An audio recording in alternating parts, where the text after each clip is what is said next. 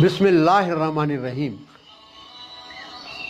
जिसको भी तुम मानते हो, जो भी यहाँ तुम्हारा मजहब है, उसमें कितना अंश है उसका, कितना आदमी की फितरत है। अच्छी तरह सोचोगे तब जानोगे, धोखा कहाँ कितना कब तक है।